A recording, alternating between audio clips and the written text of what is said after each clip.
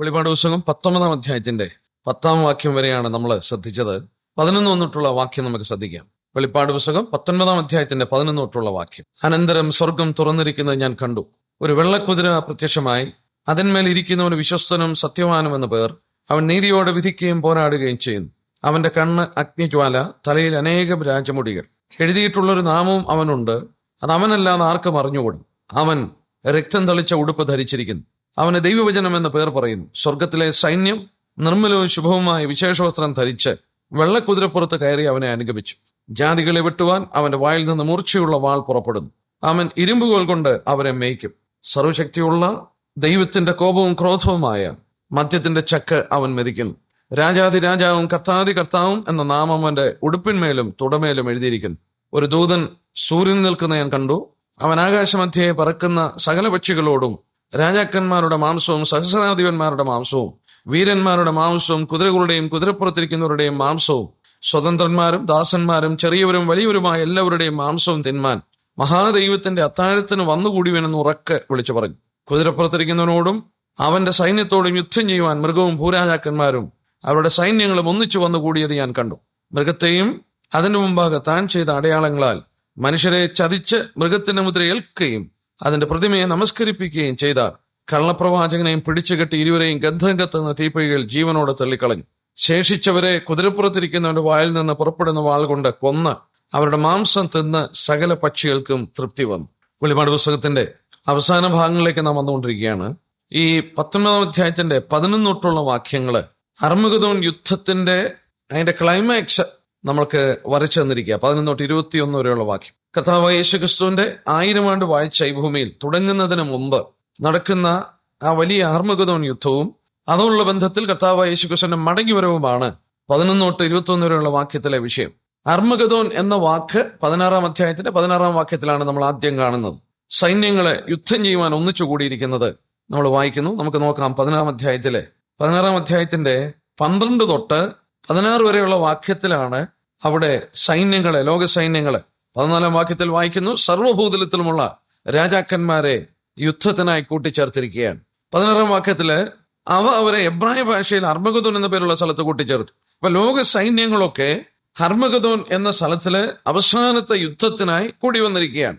ആ യുദ്ധം ഏത് വിധത്തിൽ നടക്കുന്നു എന്ന് വെളിപ്പെടുത്തുന്നത് 19 അധ്യായത്തിന്റെ 11 തൊട്ടുള്ള വാക്യത്തിലാണ്.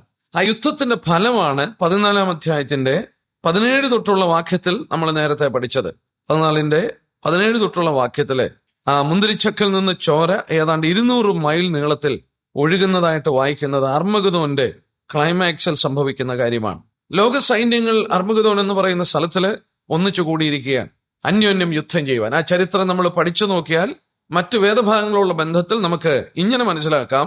റഷ്യ എന്ന മഹാശക്തി അവര് തകർക്കപ്പെട്ടു കഴിഞ്ഞു.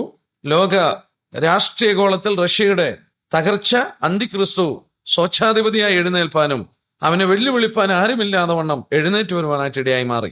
അങ്ങനെ അന്തിക്രിസ്തു ലോകത്തിന്റെ ഒരു ഭരണകർത്താവായ ഏക സ്വച്ഛാധിപതിയായി അവൻ തീർന്നപ്പോൾ അവനെ വെല്ലുവിളിച്ചുകൊണ്ട് കിഴക്കൻ രാജാക്കന്മാർ അർമഗദോന് വേണ്ടി യുദ്ധത്തിനായി അണിനിരക്കുന്ന ചിത്രമാണ് നമ്മൾ തിരുവചനത്തിൽ കണ്ടത്. ഈ കിഴക്കൻ രാജ്യങ്ങളാണ് പിന്നീട് അന്തിക്രിസ്തുവിനെ വെല്ലുവിളിക്കുന്നത്. ഈ കിഴക്കൻ രാജ്യങ്ങളും അന്തിക്രിസ്തുവിനെ വെല്ലുവിളിച്ചുകൊണ്ട് മധ്യപൂർവ്വദേശത്തിൽ കടന്നു വന്ന് ആ യുദ്ധത്തിനായിട്ട് പരസ്പരം ഇവർ ഒരുങ്ങി നിൽക്കുമ്പോൾ ആ യുദ്ധത്തിന്റെ ഏറ്റവും മൂർധന്യാവസ്ഥ ഒരു വിധത്തിൽ ചിന്തിച്ചു നോക്കിയാൽ 7 വർഷ പീഡന കാലഘട്ടത്തിന്റെ മധ്യഭാഗം തുടങ്ങി അവസാനത്തെ 3.5 വർഷം മുഴുവൻ യുദ്ധത്തിന്റെ കാലയളവായിരിക്കും. ആ യുദ്ധത്തിന്റെ ക്ലൈമാക്സ് ആണ് ഇപ്പൊ നമ്മളിവിടെ വായിച്ചിരിക്കുന്ന ഈ വേദഭാഗത്തിൽ നമ്മൾ കാണുന്നത്. ഇവിടെ നമ്മൾ അതിന്റെ ക്ലൈമാക്സ് എന്ന് പറഞ്ഞാൽ യേശുക്രിസ്തുവിന്റെ വെളിപ്പാടാണ്. ലോക സൈന്യങ്ങൾ സകല ആയുധങ്ങളുമായി ഈ അർമഗദോൻ എന്ന് പറയുന്ന താഴ്വരയിൽ കൂടിയിരിക്കുക. ഒരു വിധത്തിൽ ചിന്തിച്ചു നോക്കിയാൽ പലസ്തീൻ മുഴുവൻ സൈന്യങ്ങളെ കൊണ്ട് നിറഞ്ഞിരിക്കുക. ആ നിറഞ്ഞു കിടക്കുമ്പോൾ യേശുക്രിസ്തുവിന്റെ മടങ്ങിവരവ്, ആകാശമേഘങ്ങളിൽ അവൻ മടങ്ങി വരുന്ന ചിത്രമാണ് നമ്മളിപ്പോൾ വായിച്ചത്. 1 അധ്യായത്തിന്റെ 7 വാക്യത്തില് ഇതാ അവൻ മേഘാരൂഢനായി വരുന്നു, ഏത് കണ്ണും അവനെ കുത്തിത്തുളച്ചവരും അവനെ കാണും എന്ന് പറഞ്ഞു. അത് തന്നെ നമ്മള് യെശയ്യാവ് 52 പഴയ നിയമത്തിൽ യഹൂദന്മാർക്ക് കൊടുത്ത വെളിപ്പാടിൽ ആ കർത്താവിന്റെ മടങ്ങിവരവിന്റെ ഒരു ദർശനം നമുക്ക് നോക്കാം. യെശയ്യാ പ്രവചനം 52 അധ്യായത്തിന്റെ 8 വാക്യം. ഐസയ്യാ 52 വേഴ്സസ് 8. 52:8 നിന്റെ കാവൽക്കാരുടെ ശബ്ദം കേട്ടുവോ? അവർ ശബ്ദം ഉയർത്തി ഒരുപോലെ ഉല്ലസിച്ച് ഘോഷിക്കുന്നു.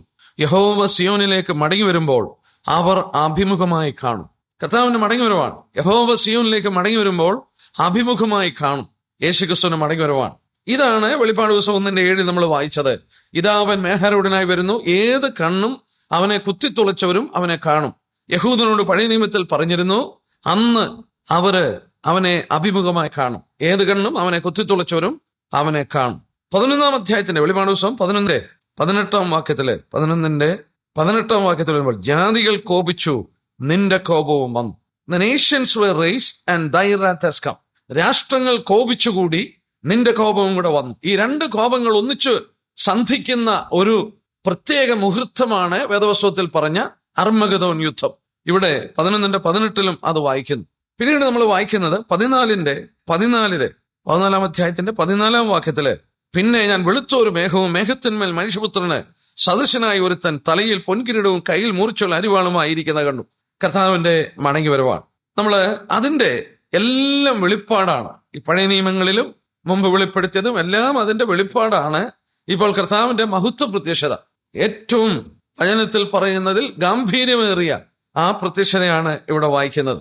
അതിന്റെ 11-ാം വാക്യം ഇങ്ങനെയാണ് ആരംഭിക്കുന്നത്. അനന്തരം എന്ന് പറഞ്ഞാൽ എന്ത് പറഞ്ഞിട്ടാ പറഞ്ഞത്? കഴിഞ്ഞ മുമ്പിലത്തെ ആഴ്ച അത് ധ്യാനിക്കുകയുണ്ടായി. അനന്തരം എന്ന് പറഞ്ഞാൽ കുഞ്ഞാടിന്റെ കല്യാണം കഴിഞ്ഞു. മധ്യാകാശത്തിൽ അവന്റെ കാന്തയെ അവൻ വേളി കഴിച്ചിട്ട്, അതായത് സഭ അവന്റെ സന്നിധിയിൽ ചേർക്കപ്പെട്ട് കുഞ്ഞാടിന്റെ കല്യാണം വന്നുവല്ലോ എന്ന് പറഞ്ഞ് സന്തോഷിക്കുന്നതാണ് 7-ാം വാക്യത്തിൽ.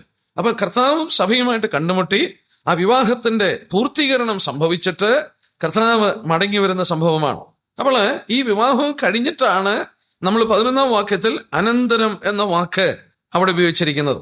പഴയ പുതിയ നിയമങ്ങളിൽ പറഞ്ഞിരിക്കുന്നതും യഹൂദന്റെ സ്വപ്നമായിരുന്നതും യേശുക്രിസ്തു ഭൂമിയിൽ വന്നപ്പോഴും ഒക്കെ അവർക്ക് ചിന്തിപ്പാൻ കഴിയാത്ത വിധത്തിൽ വ്യാഖ്യാനിച്ച് മനസ്സിലാക്കാൻ കഴിയാതിരുന്നൊരു വസ്തുത, അവർക്ക് നൽകപ്പെട്ട വെളിപ്പാടിൽ അവൻ മഹത്വപൂർണനായി മടങ്ങി വരുന്നതാണ്. യഹൂദന്റെ വിശ്വാസത്തിൽ അവരുടെ മശിഹ ദൈവമല്ല, ഹീസ് നോട്ട് ഡിവൈൻ. യഹൂദന്റെ വിശ്വാസത്തിൽ അവൻ ഏകസത്യ ദൈവത്തിൽ വിശ്വസിക്കുന്നു, യഹോവയിൽ. അപ്പോൾ അവന്റെ മശിഹ ദൈവമല്ല എന്നവൻ വിശ്വസിക്കുന്നു. രാഷ്ട്രീയമായി അവന് സ്വാതന്ത്ര്യം കൊടുത്തുകൊണ്ട് അവനെ ഔന്നത്യത്തിലേക്ക് ഉയർത്തുന്ന ഒരു വലിയ ഭരണകർത്താവാണ് അവരുടെ മശിഹ എന്ന് അവർ കരുതി. അങ്ങനെ മഹത്വപൂർണനായി വന്ന് അവരെ കീഴ്പ്പെടുത്തിയിരിക്കുന്ന റോമാക്കാരെ തകിടം മറിച്ച് ദാവീദിനെ പോലെ വലിയൊരു ഭരണകർത്താവായി അവർക്ക് ഭരിക്കുന്ന ഒരുവനെയാണ് അവരുടെ മശിഹ എന്ന കൺസെപ്റ്റിൽ വന്നിരിക്കുന്നത്. അനേക വാക്യങ്ങളിൽ അതുണ്ട്. ഞാൻ ആ വാക്യങ്ങളിലേക്ക് പോകുന്നില്ല. യെശയ്യാ 59:20, സക്കറിയ 14:4-9, ഇങ്ങനെ ദാനിയേല് ഒക്കെ നമുക്ക് ഈ വിഷയങ്ങൾ പറഞ്ഞിരിക്കുന്നത് വായിപ്പാൻ സാധിക്കുന്നു. എന്നാൽ ആദ്യം പ്രവചിച്ചത് പഴയ നിയമത്തിലല്ല, പുതിയ നിയമത്തിലാണ് അത് രേഖപ്പെടുത്തിയതെങ്കിലും ആദ്യം പ്രവചിച്ചിരിക്കുന്നത് ഹാനോക്കാണ്. ആദാം മുതൽ 7-മനായ ഹാനോക്ക്. യൂദായുടെ ലേഖനം 15-ാം വാക്യത്തിൽ വായിക്കുന്നു. ആദം കഴിഞ്ഞ് 7-മത്തെ ജനറേഷനിൽ വന്ന ഹാനോക്കാണ് ആദ്യമായി പ്രവചിച്ചത്.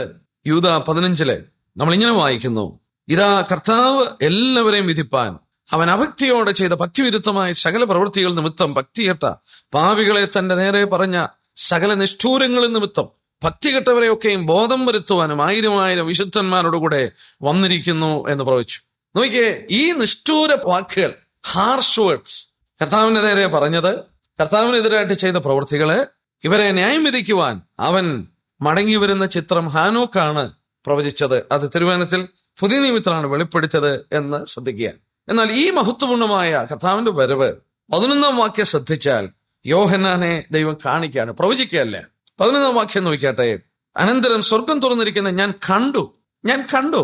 അതായത് ഈ നൂറ്റാണ്ടിന്റെ അവസാനം, അതായത് നമ്മൾ ഓർത്തുകൊണ്ടിരുന്ന പോലെ കൃപായുഗത്തിന്റെ അവസാനത്തിൽ സഭ മാറ്റപ്പെട്ട് കർത്താവ് മഹത്വ പ്രത്യക്ഷത ഈ ലോകത്തിലെ ദുഷ്ടന്മാരെ നിഗ്രഹിക്കുവാൻ, അല്ലെങ്കിൽ പാപത്തെക്കുറിച്ച് ബോധം വരുത്തുവാൻ അവൻ മടങ്ങി വരുന്ന ചിത്രമാണ് ഇവിടെ കാണുന്നത്.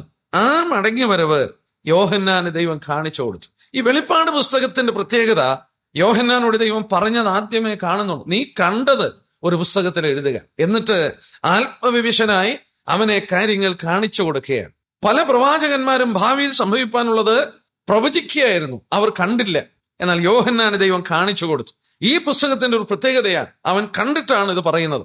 കർത്താവിന്റെ മഹത്വ പ്രത്യക്ഷതയും യോഹന്നാൻ ഞാൻ കണ്ടു. എന്താ കണ്ടത്? സ്വർഗം തുറന്നിരിക്കുന്ന ഞാൻ കണ്ടു. ഒരു വെള്ളക്കുതിര പ്രത്യക്ഷമായി, അതിന്മേൽ കർത്താവിന്റെ വരവ് അവൻ കണ്ടു. അപ്പോസ്തല പ്രവൃത്തി 1-ാം അധ്യായത്തിന്റെ 11-ാം വാക്യത്തിൽ നമുക്കറിയാം, അവിടെ കർത്താവ് ആകാശമേഘങ്ങളിൽ അവൻ എടുത്തുള്ളപ്പെടുമ്പോൾ അവിടെ 2 ദൂതന്മാർ പ്രത്യക്ഷപ്പെട്ട് പറഞ്ഞു, ഇവൻ സ്വർഗത്തിലേക്ക് പോയതുപോലെ തന്നെ മടങ്ങി വരും. അവൻ സ്വർഗത്തിലേക്ക് പോയത് മേഘങ്ങളിലാണ്. ഇവിടെയും അവൻ മടങ്ങി വരുന്നത് മേഘങ്ങളിലായിരിക്കും. സ്വർഗം തുറന്ന് അവൻ ഇറങ്ങി വരികയാണ്. എന്നാൽ ഇവിടെ രേഖപ്പെടുത്തിയിരിക്കുന്ന ഒരു വെള്ളക്കുതിരപ്പുറത്ത് കർത്താവ് വരികയാണ്.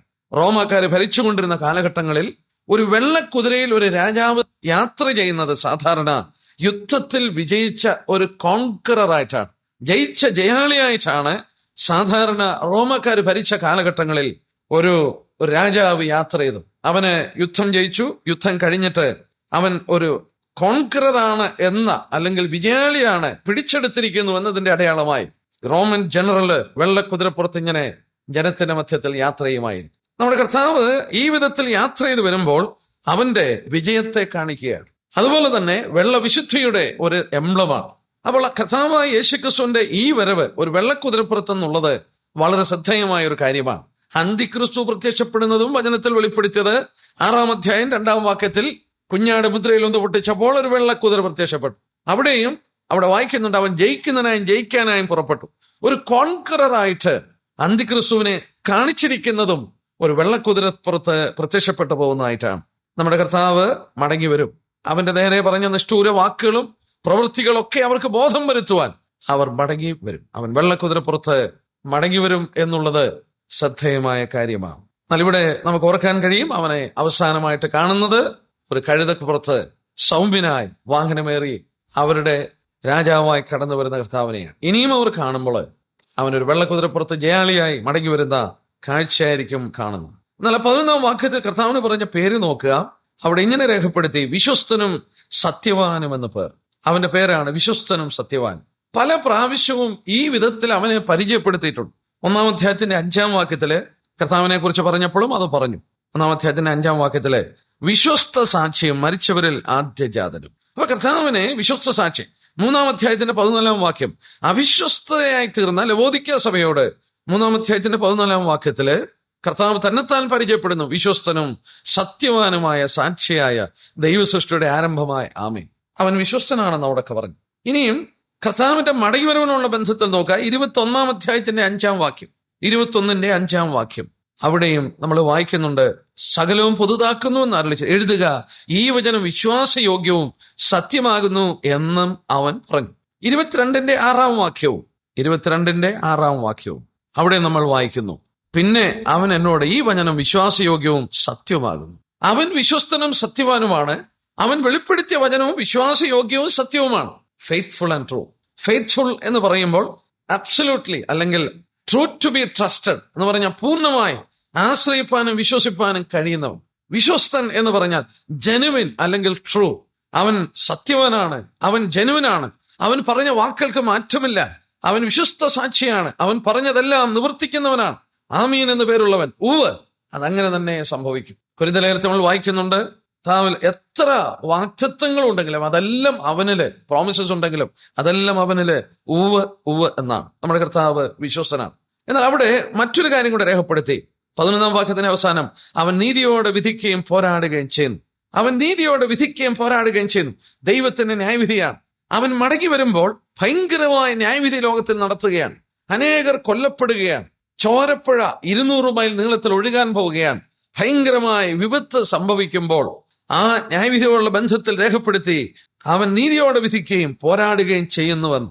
നീതിയോടെ വിധിക്കുക മാത്രമല്ല, പോരാടുകയും ചെയ്യുന്നു. കർത്താവ് ഈ വിധത്തിൽ പോരാട്ടം നടത്തുന്നത് നീതിയോടെ വിധിക്കുകയാണ്. ദൈവത്തിന്റെ ന്യായവിധിയെക്കുറിച്ച് പഠിപ്പിക്കുന്നിടത്തൊക്കെ നമുക്കിത് കാണാൻ സാധിക്കുന്നു. റോമാലേഖനം 2-ന്റെ ആദ്യത്തെ 16 വാക്യങ്ങളിൽ കർത്താവിന്റെ ന്യായവിധിയെക്കുറിച്ച് അവിടെ വെളിപ്പെടുത്തുന്നു. 3-ാം അധ്യായത്തിന്റെ 3 തൊട്ട് 4 വരെയൊക്കെ വായിക്കുമ്പോൾ ദൈവം നീതിയുള്ള വിധി നടത്തും എന്ന് വായിക്കുന്നു. പല പ്രാവശ്യവും വചനത്തിൽ അത് ആവർത്തിച്ചു പറയുമ്പോൾ ഹർമ്മഗദോനിലുള്ള അവന്റെ ന്യായവിധിയും നീതിയോടെയുള്ള വിധിയാണെന്നുള്ളത് രേഖപ്പെടുത്തിയിരിക്കുന്നു. എന്നാൽ വീണ്ടും എടുത്തിവിടെ പറഞ്ഞത് ശ്രദ്ധിക്കേണ്ട ഒരു കാര്യമാണ്. 12-ാം വാക്യത്തിൽ അവന്റെ കണ്ണ് അഗ്നിജ്വാല. 3 പ്രാവശ്യം അവന്റെ കണ്ണ് അഗ്നിജ്വാലയാണെന്ന് രേഖപ്പെടുത്തി. ഈ 3 പ്രാവശ്യവും വചനത്തിൽ 3 ഭാഗത്തോടുള്ള ബന്ധത്തിലാണ് രേഖപ്പെടുത്തിയത്. ഈ വെളിപ്പാട് പുസ്തകം നമ്മൾ ചിന്തിച്ചു നേരത്തെ. 1-ാം അധ്യായത്തിന്റെ 19-ാം വാക്യം വെളിപ്പാട് പുസ്തകത്തെ 3ആയിട്ട് തിരിക്കാം. നീ കണ്ടത്, ഇപ്പോഴുള്ളത്, ഇനിമേൽ സംഭവിക്കാനുള്ളത്. ഈ 3 ഭാഗത്തോടുള്ള ബന്ധത്തിലും കർത്താവിന്റെ കണ്ണുകൾ അഗ്നിജാലിക്കത്തുള്ള കണ്ണാണെന്ന് പറഞ്ഞിട്ടുണ്ട്. നോക്കിയേ, നീ കണ്ടത് 1-ാം അധ്യായത്തിന്റെ 19-ാം വാക്യം. യോഹന്നാൻ ശബ്ദം കേട്ട് തിരിഞ്ഞപ്പോൾ മാറത്ത് പൊൻകച്ച കെട്ടിയ മനുഷ്യപുത്രനെ കാണുന്നു. അവനെക്കുറിച്ച് രേഖപ്പെടുത്തിയത് 1:14 കണ്ണ് അഗ്നിജാലയ്ക്കൊത്തത്. ഇപ്പോഴുള്ളത് സഭയെക്കുറിച്ച് രേഖപ്പെടുത്തിയ സന്ദർഭം 2-3 അധ്യായം. 2-ാം അധ്യായത്തിന്റെ 18-ാം വാക്യം നോക്കിയേ. 2-ാം അധ്യായത്തിന്റെ 18-ാം വാക്യം. ത്വൈതര സഭയുടെ ദൂതൻ എഴുതുക, അഗ്നിജ്വാലയ്ക്കൊത്ത കണ്ണും വെള്ളോട്ടിന് സദൃശമായ കാലുള്ളവൻ. അപ്പോൾ സഭയോടുള്ള ബന്ധത്തിലും പറഞ്ഞു അഗ്നിജ്വാലയ്ക്കൊത്തുള്ള കണ്ണുള്ളവനാണ്. ഇനി ഭാവിയിൽ നടക്കുന്ന ന്യായവിധിയോടുള്ള ബന്ധത്തിലും അവിടെ രേഖപ്പെടുത്തി 19:12 അവന്റെ കണ്ണ് അഗ്നിജ്വാല. നമ്മൾ എബ്രായ ലേഖനം 4:13 വാക്യത്തിൽ വായിക്കുന്നുണ്ട്, അവന് മറിഞ്ഞിരിക്കുന്ന ഒരു സൃഷ്ടിയുമില്ല, സകലവും അവന്റെ കണ്ണിന് നഗ്നതും മലതുമായി കിടക്കുന്നു. അവനുമായിട്ടാകുന്നു നമുക്ക് കാര്യം. അവന്റെ കണ്ണിൽ മറിഞ്ഞിരിക്കുന്ന യാതൊന്നുമില്ല. കഴിഞ്ഞുപോയ കാലഘട്ടം, ഇപ്പോഴുള്ള ദൈവസഭയുടെ കാലഘട്ടം, ഇനി സംഭവിക്കാനുള്ള കാലഘട്ടം, ഏത് കാലഘട്ടത്തിലുമുള്ളത് എബ്രായ ലേഖനം 4:13 വായിച്ച പോലെ അവന് മറിഞ്ഞിരിക്കുന്ന ഒരു സൃഷ്ടിയുമില്ല, എല്ലാം നഗ്നതും മലർന്നതുമായി അവന്റെ മുന്നിലാണ്. അവനുമായിട്ടാണ് നമുക്ക് കാര്യമുള്ളത്. ന്യായവിധി നടത്തുമ്പോഴും അവരുടെ ഹൃദയത്തിന്റെ നിലവാരങ്ങളെ അറിയുന്ന കർത്താവ് അവരെ ന്യായം വിധിക്കുന്ന മനോഹരമായ ചിത്രം. മാത്രമല്ല, ഒരു ദൈവിക ദൗത്യമായി കടന്നു വന്ന ഡിവൈൻ ഫിഗർ, ദൈവികമായ ദൂതനാണോ കർത്താവാണോ എന്നൊരു സംശയം ദാനിയേൽ 12:6 ആ ഭാഗത്തും രേഖപ്പെടുത്തി. കണ്ണ് തീപ്പന്തം പോലെ ഇരിക്കുന്നു. കണ്ണ് തീപ്പന്തം പോലെ ദാനിയേൽ 10:6 ആ വിഷനെ കുറിച്ച് പറയുമ്പോഴും കണ്ണ് തീപ്പന്തം പോലെയാണ്. നോക്കുക, മനുഷ്യന്റെ ഹൃദയത്തിന്റെ അന്തരേന്ദ്രിയങ്ങളെ ശോധന ചെയ്യുന്ന കർത്താവ്. എന്നാൽ അവൻ മടങ്ങി വരുമ്പോൾ 12-ാം വാക്യത്തിൽ വീണ്ടും പറഞ്ഞു, അവന്റെ തലയിൽ അനേക രാജമുടികൾ. There are many diadems. അനേക രാജകീയ കിരീടം അവന്റെ ശിരസിലുണ്ട്.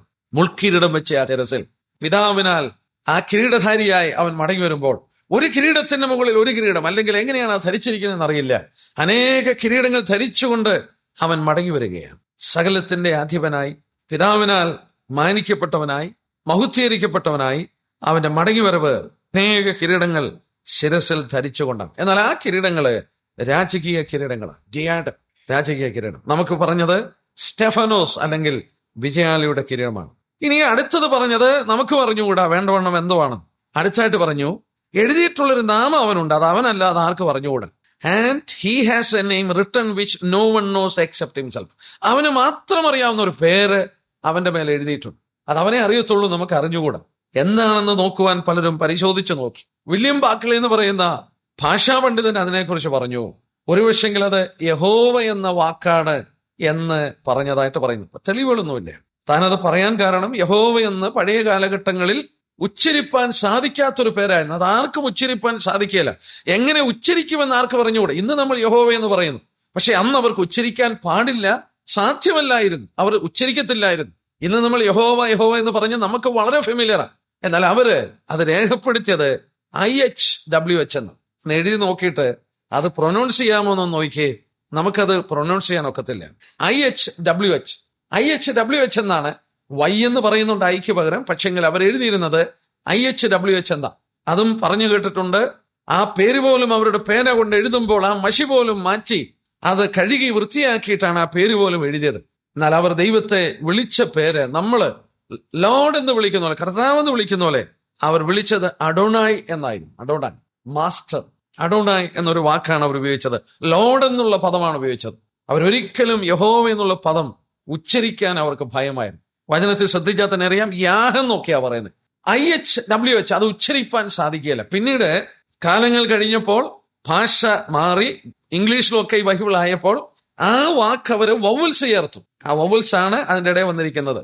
നമ്മളൊന്ന് വായിച്ച് യഹോവ എന്നുള്ളതിന്റെ വവൽസ് ഇടയ്ക്ക് ചേർത്തുകൊണ്ടാണ് യഹോവ എന്നുള്ള വാക്ക് വന്നത്, ഉച്ചരിപ്പാൻ കഴിയുന്ന വാക്ക്. അതിന്റെ ഒറിജിനൽ IHWH അതാർക്കും ഉച്ചരിപ്പാൻ സാധിക്കില്ല. ഒരുപക്ഷെ അതായിരിക്കും ഇതെന്നുള്ളത് ചിന്തിക്കുന്നു ചിലര്.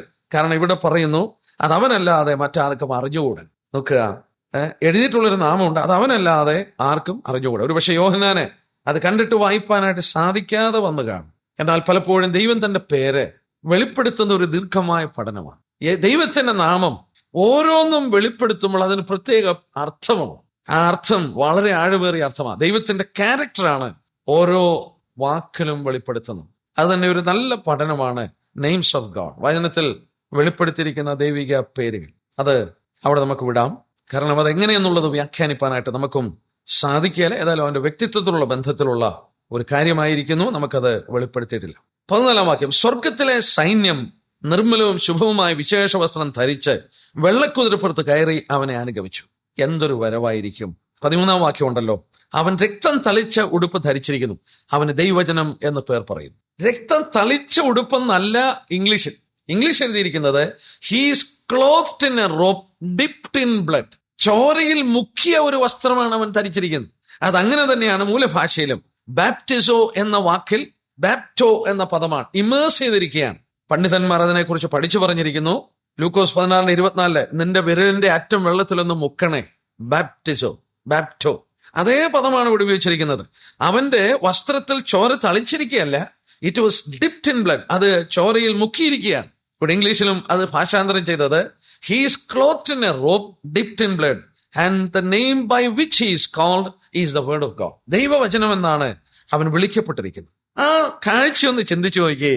അഗ്നിജ്വാല പോലെയുള്ള കണ്ണ്, അവന്റെ ഉടുപ്പ് ചോരയിൽ മുക്കിയെടുത്തിരിക്കുകയാണ്. അവൻ നീതിയോടെ വിധിപ്പാൻ മടങ്ങി വരികയാണ്. അവൻ നീതിയോടെ വിധിക്കുമ്പോൾ 200 നാഴിക മൈൽ നീളത്തിൽ ചോര ഒഴുകുവാൻ അവൻ വരുമ്പോൾ, ഇങ്ങനെയൊന്ന് ചിന്തിച്ചു നോക്കിയേ. അല്പം മുമ്പ് അവനെ കാണിച്ചത് അറുക്കപ്പെട്ട കുഞ്ഞാടെന്നാണ്, എ സ്ലെയിൻ ലാംബ്. പക്ഷെ ഇപ്പോൾ അവൻ ആരാണ്? He's a slayer. അവൻ അറുക്കുന്നവനാണ്. അറുക്കപ്പെട്ട കുഞ്ഞാട് അറുക്കുന്നവനായി മാറി, അല്ലേ? He's not the slain one, but he's the slayer. അറുക്കപ്പെട്ട കുഞ്ഞാട് അവന്റെ ശത്രുക്കളെ അറുക്കുന്നവനായി മാറുകയാണ്. അവന്റെ ഉടുപ്പ് ചോരയിൽ മുക്കിയെടുത്തിരിക്കുകയാണ്. ഒന്ന് ചിന്തിക്കണം ആ വരവിന്റെ ഗാംഭീര്യം. ചിലപ്പോൾ ഞാൻ മനസ്സിൽ ഓർക്കാറുണ്ട്. തെസ്സലോനിക്ക ലേഖനത്തിൽ രേഖപ്പെടുത്തി 14 വാക്യത്തില് സ്വർഗത്തിലെ സൈന്യം എന്ന് പറഞ്ഞാൽ സ്വർഗത്തിലെ സൈന്യങ്ങൾ എന്നാണ് രേഖപ്പെടുത്തിയത്. അത് എന്താണെന്നുള്ളത് നമുക്ക് നോക്കാം. എന്നാൽ ഇവിടെ ഒരു കാര്യം കൂടെ ഓർപ്പിച്ചോളട്ടെ. ഇത് അവന്റെ പ്രതികാര ദിവസമാണ്. അവന്റെ പ്രതികാര ദിവസം. ആ പ്രതികാര ദിവസം കർത്താവ് വന്ന് ലോകത്തിന്റെ സൈന്യങ്ങൾ മുഴുവൻ, നമ്മൾ വെളിപാട് ദിവസം 16 അധ്യായത്തിൽ വായിച്ചു, സർവ്വ രാജാക്കന്മാരെയും ദൈവത്തിന്റെ ആ വലിയ യുദ്ധത്തിനായി കൂട്ടിച്ചേർത്തിരിക്കുക സാത്താനാണ്. ഇന്നും കർത്താവിനെതിരായിട്ട് പ്രവർത്തിക്കുന്നതൊക്കെ പൈശാചികനാണ്, പൈശാചിക ശക്തിയാണ്. നമ്മള് 14 അധ്യായത്തിലല്ലേ വായിച്ചത്, അവരുടെ കോപം വന്നു, നിന്റെ കോപവും വന്നു. ഈ 2 കോപങ്ങളും കൂടെ ഒന്നിക്കുകയാണ്. മനുഷ്യൻ കോപിഷ്ഠനായി ദൈവജനത്തെ നശിപ്പിച്ച് താറുമാറാക്കുവാനായിട്ട് പലസ്തീന്റെ മണ്ണിലേക്ക് അവർ ലോകത്തിന്റെ എല്ലാ കോണിൽ നിന്നും കടന്നു വന്നപ്പോൾ ഞാനൊരു പ്രതികാര ദിവസം കരുതിയിരുന്നു. എന്റെ വിമുക്തന്മാരുടെ സംവത്സരം വന്നു. യെശയ്യാവ് 63 പറയുന്നു, the time of my redeemed has come എന്ന്. യെശയ്യാവ് 63 ഒരു മിനിറ്റ് നോക്കാം. അതിന്റെ ആശയവും അർത്ഥവും വളരെ അർത്ഥപൂർണമാണ്. യെശയ്യാ പ്രവചനം 63 അധ്യായത്തില് അവിടെ വായിക്കുന്നുണ്ട്, ഏദോമിൽ നിന്ന് രക്താംബരം ധരിച്ചുകൊണ്ട് ബൊസ്രയിൽ നിന്ന് വരുന്നോൻ ഇവനാർ, വസ്ത്രാലങ്കൃതനായി തന്റെ ശക്തിയുടെ മഹാത്മ്യത്താൽ നടകൊള്ളുന്ന ഇവനാർ. ഇവൻ ആരാണെന്ന് ചോദിച്ചപ്പോൾ 2 നിന്റെ ഉടുപ്പ് ചുവന്നിരിക്കുന്നത് എന്ത്? നിന്റെ വസ്ത്രം മുന്തിരിച്ചക്ക് ചവിട്ടുന്നതിനെ പോലെ ഇരിക്കുന്നത് എന്ത്? ഞാൻ ഏകനായി മുന്തിരിച്ചക്ക് ചവിട്ടി, ജാതികളിൽ ആരും എന്നോടുകൂടെ ഉണ്ടായിരുന്നില്ല. എന്റെ കോപത്തിൽ ഞാൻ അവരെ ചവിട്ടി, എന്റെ ക്രോധത്തിൽ അവരെ മെതിച്ചു കളഞ്ഞു. അവരുടെ രക്തം എന്റെ വസ്ത്രത്തിൽ തെറിച്ചു, എന്റെ ഉടുപ്പൊക്കെ മലിനമായിരിക്കുന്നു. ഞാനൊരു പ്രതികാര ദിവസം കരുതിയിരുന്നു. എന്റെ വിമുക്തന്മാരുടെ സംവത്സരം വന്നിരുന്നു. ഞാൻ നോക്കിയെങ്കിലും സഹായിപ്പാൻ ആരുമില്ലായിരുന്നു. കർത്താവ് ഏകനായിട്ട് മുന്തിരിച്ചക്ക് ചവിട്ടി. 4 വാക്യത്തില് ഒരു വാക്കുണ്ട്, എന്റെ വിമുക്തന്മാരുടെ സംവത്സരം വന്നു. Year of my redeemed has come. Year of my redeemed. ആ വാക്കിന് പഴയ നിയമത്തോടുള്ള ബന്ധത്തിൽ വളരെ പ്രാധാന്യതയുണ്ട്. ലേവ്യ പുസ്തകം 25 അധ്യായം എടുക്കണ്ട, പറഞ്ഞു പോകാം. 25 അധ്യായത്തിൽ യഹൂദന്മാരുടെ മധ്യത്തിൽ ദൈവം കൊടുത്തൊരു പ്രമാണം, നിന്റെ സഹോദരനിൽ ഒരുത്തൻ ദരിദ്രനായി വിറ്റിട്ട് അവസാനം അവൻ തന്റെ സ്വന്തം ശരീരത്തെ വിട്ട് ഒരു അടിമയായി പോവുകയാണ്. അവനുള്ളതെല്ലാം വിറ്റ് അവൻ ദരിദ്രനായി യാതൊരു മാർഗവുമില്ലാതെ അവൻ വിറ്റ് അവൻ നശിക്കുവാനായിട്ട് തുടങ്ങുമ്പോൾ അവന്റെ ഏറ്റവും അടുത്ത ബന്ധു അവനെ വീണ്ടെടുക്കുവാൻ ആവശ്യമാണ്. അവന് പറയുന്ന പേര് കിൻസ്മാൻ റെഡീമർ, അടുത്ത ബന്ധു, വീണ്ടെടുപ്പുകാരനായ അടുത്ത ബന്ധു. നോക്ക, ഈ സന്ദർഭം അർമ്മഗദോൻ യുദ്ധം എന്ന് പറഞ്ഞാൽ യഹൂദനെ വകവരുത്തുകയാണ്. അവരുടെ പട്ടണം പിടിക്കപ്പെട്ടു, സ്ത്രീകളെ വഷളാക്കി, പട്ടണത്തിൽ പാതി പ്രവാസത്തിൽ പോയി, അവരെ സംഹാരം നടത്തുവാൻ ലോക സൈന്യങ്ങൾ മുഴുവൻ അണിനിരന്നിരിക്കുക. ഇവരാരാണ്? അവന്റെ സ്വന്തം ആളുകളാണ്, അവന്റെ സഹോദരന്മാരാണ്, യേശുക്രിസ്തുവിന്റെ ചോരയുടെ ബന്ധമുള്ളവരാണ് അവരെ. അതുകൊണ്ടാണ് അവിടെ വായിച്ചത്, year of my redeemed has, എന്റെ വിമുക്തന്മാരുടെ, ഞാൻ വിമോചനം കൊടുക്കേണ്ട വിമുക്തന്മാരുടെ സംവത്സരം വന്നു. അവന്റെ ചോര അതോടുള്ള ബന്ധത്തിൽ ഉണർത്തപ്പെടുകയാണ്. ആ സഹോദരന്മാരെ വിടുവിപ്പാൻ യേശുക്രിസ്തു ഇറങ്ങി വരികയാണ് യഹൂദന് വേണ്ടി യുദ്ധം ചെയ്യുവാൻ. ജാതികൾ ആരും എന്നോടുകൂടെ ഉണ്ടായിരുന്നില്ല, ഞാൻ ഏകനായി അവർ മുന്തിരിച്ചൊക്കെ ചവിട്ടുകയാണ്. ആ പ്രതികാര ദിവസം, കർത്താവിന്റെ ആ പ്രതികാരം എത്ര ഭയാനകമായിരിക്കും എന്ന് ചിന്തിക്കുക. എന്നാൽ ആ വരവ്, അവന് ദൈവജനം എന്ന് പേരുണ്ട്, നമുക്കറിയാം, അതിനെക്കുറിച്ച് നമുക്ക് ഒരുപാട് അറിയാം. അവന്റെ പേര് വചനമെന്നാണ്. എന്നാൽ ആർമീസ് ഓഫ് 14 വാക്യത്തിൽ സ്വർഗത്തിലെ സൈന്യം എന്നല്ല, സൈന്യങ്ങൾ. The armies which are in heaven followed him. മലയാള ഭാഷയിൽ സൈന്യം എന്നുള്ളത് സൈന്യങ്ങൾ എന്നാക്കണം. വെളിപ്പാട് പുസ്തകം 19:14 വാക്യം. സ്വർഗത്തിലെ സൈന്യങ്ങൾ നിർമ്മലവും ശുഭവുമായ വിശേഷ വസ്ത്രം ധരിച്ച് അവനെ അനുഗമിച്ചു. ഇതാണ് സ്വർഗത്തിൽ നിന്ന് കർത്താവ് മടങ്ങി വരുമ്പോൾ ഈ സൈന്യങ്ങൾ വരുന്നത്. ഒന്നിലധികം ഉണ്ടെങ്കിലേ സൈന്യങ്ങൾ എന്ന് പറയാൻ കഴിയുള്ളൂ. നമ്മൾ ലൂക്കോസ് 2:13 വായിക്കുമ്പോൾ കർത്താവിന്റെ ജനന സമയത്തോടുള്ള ബന്ധത്തിൽ രേഖപ്പെടുത്തി, പെട്ടെന്ന് സ്വർഗീയ സൈന്യത്തിന്റെ ഒരു സംഘം ദൂതനോട് ചേർന്ന് ദൈവത്തെ പുകഴ്ത്തി. പെട്ടെന്ന് സ്വർഗീയ സൈന്യത്തിന്റെ ഒരു സംഘം. അപ്പൊ സ്വർഗീയ സൈന്യത്തിന്റെ സംഘങ്ങളുണ്ട്. അവയിൽ ഒന്ന് ദൂതനോട് ചേർന്ന് ദൈവത്തെ പുകഴ്ത്തി. കർത്താവ് ഗെത്സമനയുടെ അനുഭവത്തെക്കുറിച്ച് പറഞ്ഞ വാക്കുകളിൽ മത്തായി 26:53 ഞാൻ എന്റെ പിതാവിനോട് ചോദിച്ചാൽ 12 ലെഗ്യോനിലധികം ദൂതന്മാരെ തരും. ഒരു ലീജിയൻ അല്ലെങ്കിൽ ലെഗിയോൻ 6000 സൈന്യത്തിന്റെ കൂട്ടമാണ്. 12 ലെഗിയോന്മാരിൽ അധികം ദൂതന്മാരെ തരുമെന്ന് പറഞ്ഞാൽ സ്വർഗത്തിൽ അങ്ങനെയുള്ള അനേക സൈന്യങ്ങളുടെ കൂട്ടങ്ങളുണ്ട്. ഇവിടെ നമ്മൾ വായിച്ചു, സ്വർഗീയ സൈന്യത്തിന്റെ ഒരു സംഘം ചേർന്ന് പാട്ടുപാടിയായിട്ട് വായിക്കുന്നു. നോക്കാം, നമുക്ക് 2 ദിനവൃത്താന്തം 18:18 സ്വർഗത്തിന്റെ ഒരു കാഴ്ച കിട്ടിയിട്ടുണ്ട്.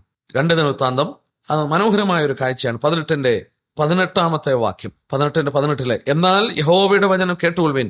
യഹോവ തന്റെ സിംഹാസനത്തിലിരിക്കുന്നതും സ്വർഗത്തിലെ സൈന്യമെല്ലാം അവന്റെ വലത്തും ഇടത്തും നിൽക്കുന്ന ഞാൻ കണ്ടു. സ്വർഗത്തിലെ സൈന്യമെല്ലാം അവന്റെ വലത്തും ഇടത്തും നിൽക്കുകയാണ്. സൈന്യങ്ങളുണ്ട്, അനേക സൈന്യങ്ങൾ സ്വർഗത്തിലുണ്ട്. ആ സൈന്യങ്ങൾ ദൂതന്മാരുടെ സംഘങ്ങളാണ്.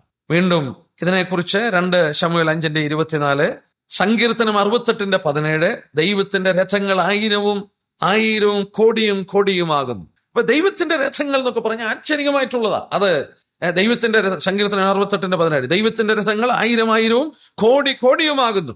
2 രാജാക്കന്മാർ 6:17 എലീശയുടെ ചുറ്റും അഗ്നിമയമായ കുതിരയുടെ രഥങ്ങളെ കൊണ്ട് മല നിറഞ്ഞിരിക്കുന്നത് കാണിച്ചു കൊടുത്തു. ആരാം രാജാവ് വളഞ്ഞപ്പോൾ ദൈവത്തിന്റെ ആ അഗ്നിമയ രഥങ്ങള് എലീശയുടെ ചുറ്റും വളഞ്ഞിരിക്കുന്നത് കാണിച്ചു കൊടുത്തു. മാത്രമല്ല, നമ്മെ സംബന്ധിച്ചും സങ്കീർത്തനം 34:7 വായിക്കുന്നു, യഹോവയുടെ ദൂതൻ അവന്റെ ഭക്തന്മാരുടെ ചുറ്റും പാളയം ഇറങ്ങി അവരെ വിടുവിക്കുന്നു. ദൈവിക ദൂതന്മാർ വലിയ സംഘങ്ങളുണ്ട്. മാത്രമല്ല, മത്തായി 16:27 നമ്മൾ വായിക്കുന്നു, മനുഷ്യപുത്രൻ തന്റെ പിതാവിന്റെ മഹത്വത്തിൽ ദൂതന്മാരുമായി വരുമ്പോൾ 1000 വിശുദ്ധന്മാരുടെ കൂടെ വരും. ഒരു കാര്യം പുതിയ നിയമത്തിൽ മനസ്സിലാക്കാൻ സാധിക്കുന്നു, കർത്താവ് മടങ്ങി വരുമ്പോൾ സകല വിശുദ്ധന്മാരും അവനോട് കൂടെ ഉണ്ടായിരിക്കും. കർത്താവ് മടങ്ങി വരുമ്പോൾ സകല ദൂതന്മാരും അവനോട് കൂടെ ഉണ്ടായിരിക്കും. അതൊരു വലിയ കാഴ്ചയാണ്. 2 തെസ്സലോനിയർ 6 വാക്യം. 2 Thessalonians chapter 1:6 1 അധ്യായത്തിന്റെ 6 വാക്യം.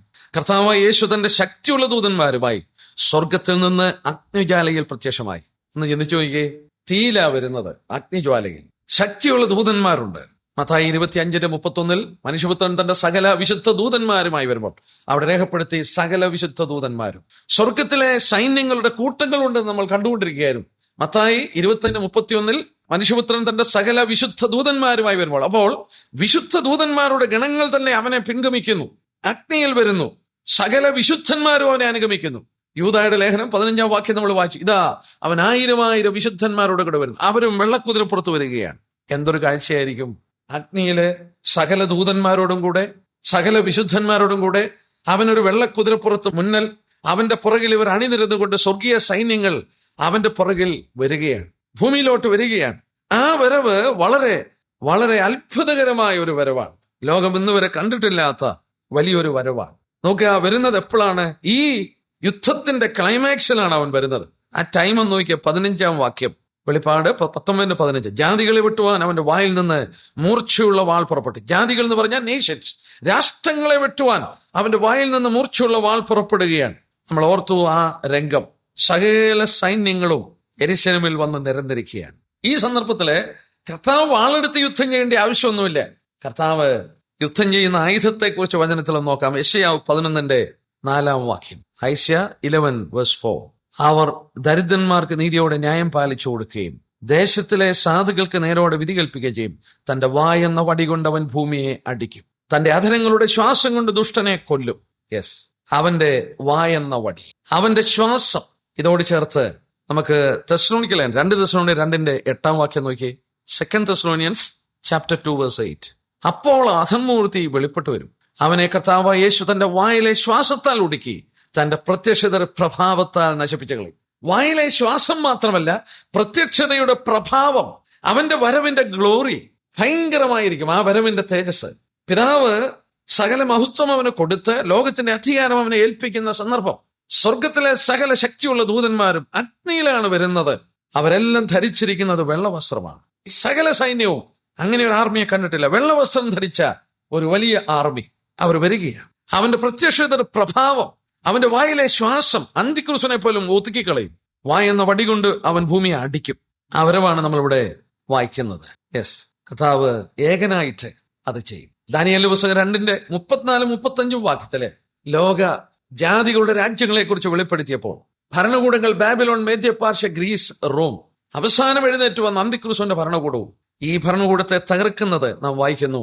കൈതൊടാത്ത കല്ല്, കൈതൊടാത്ത കല്ല്. കഴിഞ്ഞ ദിവസവും ഞാൻ ആ ഭാഗം എടുത്ത് വെച്ച് ധ്യാനിക്കുകയായിരുന്നു, ചിന്തിക്കുകയായിരുന്നു. ഞാൻ ആ ഭാഗം പലപ്പോഴും ക്ലാസ് എടുത്തിട്ടുണ്ടെങ്കിലും ദാനിയേലിന്റെ പുസ്തകം 2-ാം അധ്യായം ശ്രദ്ധിച്ചപ്പോൾ അയ്യോ, ഇതെത്ര അർത്ഥപൂർണമാണ് എന്നുള്ളത് മനസ്സിലാക്കുകയായിരുന്നു. കൈതൊടാത്ത കല്ല് എന്ന് പറഞ്ഞാൽ ഈ ഭൂമിയിൽ നിൽക്കുന്നത് പൊന്ന്, വെള്ളി, താമ്രം, ഇരുമ്പും കളിമണ്ണും, ഇതെല്ലാം ഭൂമിയിൽ നിന്ന് എടുത്തിട്ടുള്ളതാണ്. അല്ലെങ്കിൽ ഭൂമിയുടെ കീഴിൽ നിന്ന് കുഴിച്ചെടുത്ത കനികറുപ്പത്തിലെ വസ്തുക്കളാണ്. അതെല്ലാം എർത്തിലിയാണ്. എന്നാൽ അവൻ എവിടുന്നാ വരുന്നത്? കൈതൊടാത്തൊരു കല്ല് പർവ്വതത്തിൽ നിന്ന് പറഞ്ഞു വരികയാണ്. കർത്താവിന്റെ രാജ്യമാണ്. ആ രാജ്യം വന്നിട്ട് അടിച്ച് ധൂളിയാക്കുകയാണ്. ഇരുമ്പും കളിമണ്ണും താമ്രവും വെളുത്തിയും എല്ലാം തകർത്ത് വേനലിലെ കളത്തിലെ പതിർ പോലെ ആചരും. ലോകരാഷ്ട്രങ്ങളെ മുഴുവൻ തകർത്ത് തരിപ്പണമാക്കിയിട്ട് ആ കല്ല് വളർന്ന് സർവ്വഭൂമിയിൽ നിറയുകയാണ്. കർത്താവിന്റെ 2-ാം വരവാണ്. പ്രവാചകന്മാർ അതിന്റെ ഗൗരവം നമുക്ക് വരച്ചു തരുവാൻ പല വിധത്തിൽ ശ്രമിച്ചു നോക്കി. അവന്റെ 2-ാം വരവ് കൈതൊടാത്ത കല്ലാണ്. അത് സ്വർഗത്തിൽ നിന്നുള്ള കല്ലാണ്. മനുഷ്യന് യാതൊരു ബന്ധവുമില്ലാത്തൊരു കല്ലാണ്. എന്നാൽ ഭൂമിയിൽ ഉത്ഭവിച്ച ഭരണകൂടങ്ങളെല്ലാം അതിന്റെ ഏറ്റവും മോശമായ കാലഘട്ടമാണ് ഇന്നത്തെ കാലഘട്ടം. കാരണം ആദ്യം തങ്കമായിരുന്നു ബാബിലോൺ സാമ്രാജ്യ ഭരണം. അതിന്റെ സവിശേഷതകളും ഗുണങ്ങളും ഒക്കെ വിലയും കുറഞ്ഞു വന്ന് ഇന്ന് വെറും കളിമണ്ണിന്റെ ഭരണമാ. ഇന്നത്തെ കാലം പോലെ അഴിമതിയും അക്രമവും നിറഞ്ഞൊരു കാലഘട്ടം ചരിത്രത്തിൽ ഉണ്ടായിട്ടില്ല. അങ്ങനെ അഴിമതി നിറഞ്ഞിരിക്കുന്നു. നോഹയുടെ കാലം പോലെ ലോകം വയലൻസ് കൊണ്ട്, കറപ്ഷൻ കൊണ്ട് നിറഞ്ഞിരിക്കുന്നു. ഇങ്ങനെ ഭൂമി മുന്നോട്ട് പോകുവാൻ സാധ്യമല്ലാത്തൊരു കാലഘട്ടം ആവിർഭവിക്കുകയാണ്. ദുഷ്ടന്മാർ പ്രബലന്മാരായിക്കൊണ്ടിരിക്കുകയാണ്. അവിടെ സ്വർഗത്തിൽ സൈന്യങ്ങൾ റെഡിയായി കഴിഞ്ഞു. അവന്റെ രാജ്യം ഇവിടെ സ്ഥാപിപ്പാൻ അത് കാര്യങ്ങളൊക്കെ റെഡിയായി കഴിഞ്ഞിരിക്കുകയാണ്. കർത്താവ് വരുമ്പോൾ ആ പ്രത്യക്ഷയുടെ പ്രഭാവം എന്ന് പറഞ്ഞാൽ അത് ഭയങ്കരമായിരിക്കും. തെസ്സലോനിക്ക ലേഖനത്തിൽ എഴുതിയിരിക്കുന്നത് നമ്മെപ്പോലും അതിശയിപ്പിക്കുമെന്ന. ഒന്ന് നോക്കിയ വാക്യം തെസ്സലോനിക്ക ലേഖനത്തിലെ ആ വരവിനെ കുറിച്ച് പറയുമ്പോൾ തന്റെ ജനത്തോടുള്ള ബന്ധത്തിലും പറഞ്ഞു. നമ്മൾ നേരത്തെ ചിന്തിച്ചിട്ടുണ്ടെങ്കിലും എന്റെ മനസ്സിൽ അത് വീണ്ടും ഓടി വരുന്നു. 2 തെസ്സലോനിക്കർ 1-ാം അധ്യായത്തിന്റെ 9-ാം വാക്യം നോക്കി. ആ നാളിൽ അവൻ തന്റെ വിശുദ്ധന്മാരിൽ മഹത്വപ്പെടേണ്ടതിനും ഞങ്ങളുടെ സാക്ഷ്യം നിങ്ങൾ വിശ്വസിച്ചതുപോലെ വിശ്വസിച്ച എല്ലാവരിലും താൻ അതിശയവിഷയമാകേണ്ടതിനും വരുമ്പോൾ സുവിശേഷം അനുസരിക്കാത്തവർ കർത്താവിന്റെ സന്നിധാനവും അവന്റെ വല്ലഭത്വത്തോടെയും മഹത്വവും വിട്ടകുന്ന നിത്യാശം എന്ന ശിക്ഷാവധി അനുഭവിക്കും. എന്നാൽ ഇവിടെ ഒന്ന് നോക്കിയേ, വിശ്വസിച്ച എല്ലാവരിലും താൻ അതിശയവിഷയമാകേണ്ടതിന് വരുമ്പോൾ. അപ്പൊ കർത്താവ് വരുന്നതിന്റെ ഒരു കാര്യം, വിശ്വസിച്ച എല്ലാവർക്കും അതിശയ വിഷയം. 1 രാജാക്കന്മാർ 10:5 ശേബരാജ്ഞി ശലോമോനെ കുറിച്ച് ഒരുപാട് കാര്യമൊക്കെ കേട്ടു. ശേബരാജ്ഞി ഒരുപാട് കേട്ടു. ശലോമോനെ ഒന്ന് കാണാമെന്ന് വിചാരിച്ചു. കടമൊഴിയാൽ പരീക്ഷിപ്പാൻ അവിടെ ചെന്നു. നാം ആ 1 രാജാക്കന്മാർ 10:5 ഇങ്ങനെ വായിക്കുന്നത്. അവളൊരു രാജ്ഞിയായിരുന്നു എന്ന് ചിന്തിക്കണം. ഇംഗ്ലീഷിൽ വായിക്കും there was no breath in her. ശലോമോന്റെ പ്രൗഢിയും പ്രതാപവും കണ്ടപ്പോൾ നാം വായിക്കുന്നു അവളിൽ ശ്വാസമില്ലാതെ പോയി. ശേബരാജ്ഞി there was no breath in her. അവളിൽ ശ്വാസമില്ലാത്തൊരവസ്ഥ എന്ന് പറഞ്ഞാൽ ഈ ശലോമോനെ കണ്ടിട്ട് അവൾ അത്ഭുത സ്തബ്ധയായി പോയി. ശലോമോനെ സൃഷ്ടിച്ച കർത്താവിന്റെ വരവോ, ഇവൻ എത്ര മഹത്വപൂർണനാണ്. വചനത്തിൽ വായിക്കുന്നു അവന്റെ പ്രത്യക്ഷതയുടെ പ്രഭാവം. അതാണ് ഇവിടെ തെസ്സലോനിക്ക ലേഖനത്തിൽ രേഖപ്പെടുത്തിയിരിക്കുന്നത്. വിശ്വസിച്ചെല്ലാവരിലും താൻ ഒരു അതിശയ വിഷയമായിരിക്കും. നാം ഈ കർത്താവിനെ പല നാളുകളായി ആരാധിക്കുകയാണ്. അവൻ നമ്മുടെ ഏറ്റവും അടുത്തൊരു വ്യക്തി എന്നൊരു നമ്മുടെ ആന്തരിക ആത്മാവിൽ നമുക്ക് എപ്പോഴും തോന്നുന്നുണ്ട്. അവൻ നമ്മുടെ സ്വന്തമാണെന്നൊക്കെയാണ് നമുക്ക് തോന്നുന്നത്. അത്ര അടുപ്പമാണ് നമുക്ക്. നമ്മൾ അവനിൽ വിശ്വസിച്ചിരിക്കുക. എന്നാൽ നാം അവനെ കാണുമ്പോഴും ശേബരാജ്ഞി ഈ വിധത്തിൽ ശലോമോനെ കണ്ട് അത്ഭുതപ്പെട്ടു പോയി. ശ്വാസമില്ലാതെ പോയെങ്കിൽ വിശ്വസിച്ച എല്ലാവരിലും അവനൊരു അതിശയ വിഷയമായിരിക്കും. നാം ഇതായിരുന്നോ ഞാൻ വിശ്വസിച്ച കർത്താവ് എന്നല്ല പറയാൻ പോകുന്നത്. നമ്മുടെ കണ്ണുകൾ കൊണ്ട് അവനെ കാണുമ്പോൾ അവന്റെ മഹത്വത്തിന് മുന്നിൽ നമുക്ക് വാക്കുകളില്ലാതെ നാം അത്ഭുതപ്പെട്ട് വചനത്തിൽ രേഖപ്പെടുത്തിയ പോലെ നാം അതിശയിച്ചു നിൽക്കും. അവന്റെ പ്രഭാവം അത്ര വലുതാണ്. അവന്റെ മഹത്വം അത്ര വലുതാണ്. അവന്റെ മടങ്ങിവരവും അത്ര മഹത്വപൂർണമായിരിക്കും. ആ വിധത്തിലാണ് കർത്താവ് മടങ്ങി വന്ന് ഈ ലോകത്തിൽ അവന്റെ രാജ്യം സ്ഥാപിക്കുന്നത്. എന്നാൽ 15-ാം വാക്യത്തിൽ നമ്മൾ ഇങ്ങനെ വായിക്കുന്നു. അതിന്റെ അവസാനത്തില് ജാതികളെ വെട്ടുവാൻ അവന്റെ വായിൽ നിന്ന് മൂർച്ചയുള്ള വാൾ പുറപ്പെടുന്നു. അവൻ ഇരുമ്പുകൾ കൊണ്ട് അവരെ മേയ്ക്കും. സർവശക്തിയുള്ള ദൈവത്തിന്റെ കോപവും ക്രോധവുമായ മദ്യത്തിന്റെ ചക്ക് അവൻ മെതിക്കും. ആരുടെ കോപമാണ്?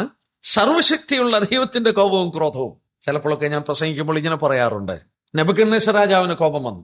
അവൻ നാട്യ ബിംബത്തെ നമസ്കരിക്കണമെന്ന് പറഞ്ഞപ്പോൾ ആ ബാലന്മാർ നമസ്കരിച്ചില്ല. നമസ്കരിക്കാതിരുന്നപ്പോൾ നമസ്കരിക്കാത്തവരെ തീച്ചൂളയിൽ പിടിച്ചിടുമെന്നാ രാജാവ് പറഞ്ഞത്. പക്ഷെ തീച്ചൂളയിലോട്ട് പിടിച്ചിടുകയല്ലായിരുന്നു. രാജാവിന്റെ കോപം തട്ടി ഉണർത്തപ്പെട്ടപ്പോൾ തീച്ചൂളയുടെ ചൂട് 7 ഇരട്ടി കൂട്ടി. കാരണം രാജാവിനെ കോപിപ്പിക്കുന്നവൻ, അവന്റെ കോപം സിംഹഗർജനം പോലെയാണെന്ന് വചനം പറയും. രാജാവ് കോപിച്ചു, തീയുടെ ചൂട് കൂട്ടി. എന്നിട്ടാണ് ഇവരെ പിടിച്ച് തീക്കാത്തിരുന്നത്. രാജാവിന്റെ കോപം അത്ര ഭയങ്കരമായിരുന്നു. രാജാവ് അങ്ങനെ കോപിച്ചെങ്കിൽ ഇതാരുടെ കോപമാ? സർവശക്തിയുള്ള ദൈവത്തിന്റെ കോപവും ക്രോധവും. The almighty God. സർവശക്തനായ ദൈവത്തിന്റെ കോപം എന്ന് പറഞ്ഞാൽ എന്ത് ഭയങ്കരമായിരിക്കും. അവന്റെ ജനത്തെ ഉപദ്രവിക്കുന്നു, അവന്റെ നേരെ നിഷ്ഠൂര വാക്കുകൾ പറയുന്നു. കഴിഞ്ഞ നൂറ്റാണ്ടുകളായി മൗനമായി ദൈവം ശിക്ഷിക്കാതെ അവരോട് ക്ഷമ കാണിച്ച് ദീർഘമായി ക്ഷമിച്ച് ഇത്രയും നാളും കഴിഞ്ഞുകൂടിയിട്ട് അവരെ ന്യായം വിധിക്കാൻ, അവർക്ക് ബോധം വരുത്തുവാൻ അവൻ മടങ്ങി വരുമ്പോൾ അവൻ ചവിട്ടുന്ന ചക്ക് സർവശക്തിയുള്ള ദൈവത്തിന്റെ കോപവും ക്രോധവുമായിരിക്കും. ഓൾമൈറ്റി ഗോഡിന്റെ. അതിന്റെ വലുപ്പം നമുക്കും ഗ്രഹിക്കാൻ കഴിയില്ല. ദൈവത്തോളം വലുപ്പമുണ്ട് ദൈവത്തിന്റെ കോപത്തിന്. ഭയങ്കരമായ കോപം. ആ കോപത്തിന്റെ ചക്ക് അവൻ മെതിക്കുകയാണ്. പിതാവിന് വേണ്ടി പുത്രൻ അത് നിർവഹിക്കുകയാണ്. എന്നാൽ ഇവിടെ ചിന്തിക്കേണ്ട ഒരു കാര്യം കൂടി ഞാൻ ഓർപ്പിക്കട്ടെ. അത് നമുക്ക് വായിക്കാം. 17-ാം വാക്യത്തിൽ, ഒരു ദൂതൻ സൂര്യൻ നിൽക്കുന്ന ഞാൻ കണ്ടു. അയ്യോ, എന്തൊരു സംഭവമാണ്! ഒരു ദൂതൻ സൂര്യൻ നിൽക്കുകയാണ്. സൂര്യന്റെ അടുക്കൽ ആർക്കെങ്കിലും പോകാൻ കഴിയുമോ? ആർക്കും പോകാൻ കഴിയില്ല. അതിന്റെ ചൂട് അത്ര വലുതാണ്. എന്നാൽ ഇവിടെ ദൈവത്തിന്റെ ദൂതൻ സൂര്യൻ നിൽക്കുകയാണ്. മറക്കരുത്, ചന്ദ്രക്ക് മേശക്ക് അബേദ്രോഹിനെ പിടിച്ച് തീച്ചൂളയിലിട്ടപ്പോൾ അവരുടെ മധ്യത്തിൽ നടക്കുകയാണ് ഒരു ദൂതൻ. ദൂതൻ നടക്കുക മാത്രമല്ല, അവൻ നടന്നിട്ട് എന്താ ചെയ്യുന്നത്? തീയുടെ ചൂട് കെടുത്തിക്കളഞ്ഞു. യെസ്, തീയുടെ ചൂട് കെടുത്തിക്കളഞ്ഞു. അത് ദൂതന് സാധിപ്പിക്കും. തീയുടെ ചൂട് കെടുത്തിക്കളഞ്ഞു. സിംഹത്തിന്റെ വായ അടച്ചു കളഞ്ഞു. തീയുടെ ചൂട് കെടുത്തുവാൻ ഈ ദൂതന് അധികാരമുണ്ട്. ആ ദൂതനാണ്, ഈ ദൂതന്മാരാണ് ഗോളം പോലെ തിളച്ചു നിൽക്കുന്ന സൂര്യന്റെ അകത്ത് നിൽക്കുന്ന യോഹന്നാൻ കാണുന്നത്. അവരെ ദഹിപ്പിച്ചു കളയുവാൻ ആ സൂര്യന് കഴിയില്ല. ചന്ദ്രക്ക് മേശക്ക് അബേദ്രോഹിനെ കെട്ടിയിട്ട് അതിനകത്തൂടെ നടത്തിയപ്പോൾ അവരുടെ കെട്ടിയ കെട്ട് മാത്രം കത്തിയിട്ട് ഒരു തീയുടെ ഒരു അല്പം പോലും അവരെ ഏശാതെ സൂക്ഷിക്കുന്നത് അവരോട് കൂടെ നടന്ന ആ ദൈവത്തിന്റെ ദൂതനാണ്. എന്തൊരു ഭയങ്കരമാണെന്ന് നോക്കി. സൂര്യനിൽ ദൂതൻ നിന്നുകൊണ്ട് എന്താ ഇപ്പം ചെയ്യുന്നത്? ആകാശമധ്യെ പറക്കുന്ന സകല പക്ഷികളോടും, രാജാക്കന്മാരുടെ മാംസവും സഹസ്രാധിപന്മാരുടെ മാംസവും വീരന്മാരുടെ മാംസവും കുതിരകളുടെയും കുതിരപ്പുറത്തിരിക്കുന്നവരുടെ മാംസവും സ്വതന്ത്രന്മാരും ദാസന്മാരും ചെറിയവരും വലിയവരും എല്ലാവരുടെയും മാംസം തിന്മാൻ മഹാദൈവത്തിന്റെ അത്താഴത്തിന് വന്നുകൂടി എന്ന് ഉറക്കെ വിളിച്ചു പറഞ്ഞു. ഇന്ന് സാറ്റലൈറ്റ് കൂടെ അല്ലേ നമ്മളൊക്കെ കാര്യങ്ങളൊക്കെ റിസീവ് ചെയ്തുകൊണ്ടിരിക്കുന്നത്. ഇന്നത്തെ എല്ലാം മൊബൈൽ ഫോൺ മൊത്തം മണ്ടയ്ക്ക് കയറ്റി വെച്ചിരിക്കുക സാറ്റലൈറ്റ്. അവിടെ നിന്നുള്ള ആ റിലേ ആണ് നമുക്കെല്ലാം ഇത് കിട്ടുന്നത്. ഏറ്റവും മണ്ടയ്ക്ക് റിലേ ചെയ്യാൻ നിൽക്കുക ദൂതൻ. ഏറ്റവും മുകളിലത്തെ ഒരു സാറ്റലൈറ്റ് പോലെ ആ സൂര്യനിൽ നിന്നുകൊണ്ട് ലോകത്തിലുള്ള ആകാശത്ത് പറക്കുന്ന സകല പക്ഷികളോടും പറയുക, വരിക, ഭക്ഷിച്ചു, വലിയ ആളുകളുടെയും കൊച്ചാളുകളുടെയും മാംസം ഭക്ഷിച്ചു. ദൈവത്തിന്റെ വലിയ അത്താഴത്തിന് നിങ്ങൾ വന്നുകൊള്ളാനായിട്ട് ഈ പക്ഷികളെ വിളിക്കുകയാണ്. ഇത് വായിച്ചുകൊണ്ടിരുന്നപ്പോൾ മറ്റൊരു വാർത്ത എന്നെ ചിന്തിപ്പിക്കുവാൻ ഇടയാക്കി മാറ്റി. എന്താണെന്ന് ചോദിച്ചാൽ ഞാനത് പറയാം. അതായത് യഹൂദന്മാരുടെ ഒരു റബി ആയിരുന്നു റാബി മൈക്കൽ എസ് എന്ന് പറയുന്നതാണ്. ഞാനിത് വായിച്ചത് കുറിച്ചെടുത്ത ഈ Michael S next visit to planet, ഭൂമിയിലേക്ക് വരുന്ന അടുത്ത സന്ദർശകൻ എന്ന് പറഞ്ഞ് ഒരു പുസ്തകം എഴുതി. ഒരു പക്ഷേ അയാൾ രക്ഷിക്കപ്പെട്ട ഒരു മനുഷ്യനായിരിക്കും ഈ റാബി. അദ്ദേഹം എഴുതിയതിനകത്ത് താൻ പറഞ്ഞു, അർമ്മഗദോന്റെ അദ്ദേഹം അവിടുത്തെ ഒരു റാബിയാണ്. അർമ്മഗദോന്റെ പ്രദേശങ്ങളിൽ ധാരാളം കഴുകന്മാരുള്ള സ്ഥലമാണ്, ധാരാളം കഴുകന്മാർ. എന്നാൽ അദ്ദേഹം ആ പുസ്തകത്തിൽ ഒരു പുസ്തകത്തിൽ എഴുതിയിരിക്കുന്നത് ഞാൻ കുറിച്ചെടുത്തതാണ്. അദ്ദേഹം പറഞ്ഞു, ഈ കാലഘട്ടങ്ങളിൽ കഴുകന്മാരുടെ എണ്ണം ആ പ്രദേശത്ത് ഭയങ്കരമായിട്ട് വർദ്ധിച്ചു. എന്നിട്ട് അദ്ദേഹം എഴുതിയിരിക്കുകയാണ്, സാധാരണ കഴുകന്മാർ ഒരു കൂട്ടിൽ ഒരു മുട്ടയിടത്തും, എന്നാൽ ഇപ്പോൾ കഴുകന്മാർ ഒരു കൂട്ടിൽ 4 മുട്ടയിടുന്നു. ഒരു മുട്ടയിട്ടുകൊണ്ടിരുന്ന കഴുകന്മാർ 4 മുട്ടയിട്ടിട്ട് ഈ കഴുകന്മാരുടെ എണ്ണം വർദ്ധിച്ചിട്ട് കൂട്ടം കൂട്ടമായി ഈ കഴുകന്മാർ അർമ്മഗദോന്റെ പ്രദേശത്ത് ചിറകടിച്ച് പറന്നു കിടക്കുന്നുവെന്ന് ഈ former rabi Michael S S അദ്ദേഹത്തിന്റെ പുസ്തകത്തിൽ എഴുതിയിട്ടുണ്ട്. ആ അർമ്മഗദോന്റെ പ്രദേശങ്ങളിൽ കഴുകന്മാർ കൂടിയിരിക്കുകയാണ്, എണ്ണം വർദ്ധിച്ചിരിക്കുകയാണ്. എന്തിനു വേണ്ടിയാ? എന്റെ പ്രിയപ്പെട്ടവരെ, കർത്താവായ യേശുക്രിസ്തു 1000 ആണ്ട് വാഴ്ചയ്ക്ക് വരികയാണ്. ഈ 1000 ആണ്ട് വാഴ്ചയ്ക്ക് വരുമ്പോൾ നമ്മളൊന്ന് ചിന്തിച്ചു നോക്കിയാൽ 200 മൈൽ നീളത്തിൽ സൈന്യങ്ങൾ നിറഞ്ഞ് അവരുടെ ശവങ്ങൾ കിടക്കുമ്പോൾ, ഇപ്പോഴത്തെ ഭൂകമ്പം കൊണ്ട് കണ്ടോ, 30,000-35,000 പേരെ മരിച്ചു. പാകിസ്ഥാനിൽ ഒരു ഗ്രാമം അത് ശ്മശാന ഭൂമിയായിട്ട് പ്രഖ്യാപിച്ചു. കാരണം ആ ഗ്രാമത്തിലുള്ള എല്ലാവരും മരിച്ചപ്പോൾ അവരെ കുഴിച്ചിടുന്നത് അസാധ്യമാണ്. ആ പ്രദേശം ശ്മശാന ഭൂമിയായിട്ട് പ്രഖ്യാപിച്ചു. ആരെയും അവിടെ നിന്ന് എടുത്തു കുഴിച്ചിടണ്ട, അത് മുഴുവൻ ശ്മശാന ഭൂമിയാണ്. ഇതും അതുമായിട്ട് തുലനം ചെയ്യുമ്പോൾ എന്താണ്? കിഴക്ക് നിന്ന് മാത്രം വന്നിരിക്കുന്ന സൈന്യങ്ങൾ 200 മില്യനാണ്.